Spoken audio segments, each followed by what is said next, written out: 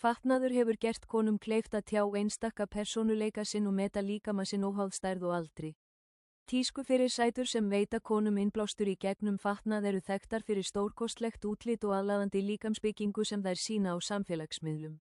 Frá og með árinu 2026 halda tískufyrirsætur og áhrifavaldar áfram að endurskilgreina stíl með því að blanda saman hátískugreinum við tengjanlegt, daglegt efni á samfélagsmiðlum og virka sem lykilvatamenn alþjóðlegra straumþróunar. Þessir stafrænu smekkvísar veita konum innblástur með því að sýna fram á fjölbreytta fagurfræði, allt frá lágmarkslúxus til sjálfbærar tísku og sýna oft hvernig á að stílfæra flíkur til að hámarka sjálfstraust. Umbreytingamöguleikar tískunar ná langt út fyrir fagurfræði hennar og fela í sér fjölþætt hlutverk sem öflugt miðil sjálfstjáningar og persónulegs sjálfstæðis sem hefur áhrif á fjölmarga þætti í lífi konu.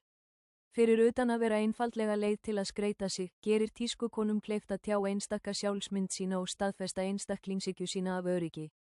Hún þjónar sem skapandi útrás þar sem þær geta miðlað gildum sínum, vonum og tilfinningum, farið fram úr samfélagslegum væntingum og hefðbundnum kynjaviðmiðum.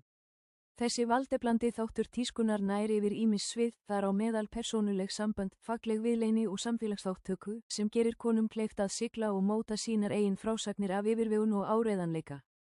Tískuiðnaðurinn er svið með endalausa möguleika þegar kemur að valdeflingu kvenna. Það er líflegt, alþjóðlegt vistgerfi sem hefur áhrif á þróun og viðmiðum allan heim og getur því haft djúpstæð áhrif á viðhorf og skynjun samfélagsins.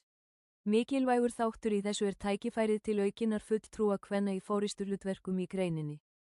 Þegar konur gegna slíkum áhrifastöðum setja þær ekki aðeins sterkt fordæmi fyrir aðrar atvinnugreinar, heldur leiða þær einnig greinina með samúðarfullum skilningi á sjónarmiðum og þörfum kvenna. Þetta ryður brautina fyrir fjölbreyttari hönnun og markaðssetningu sem höfðar til kvenna af öllum gerðum.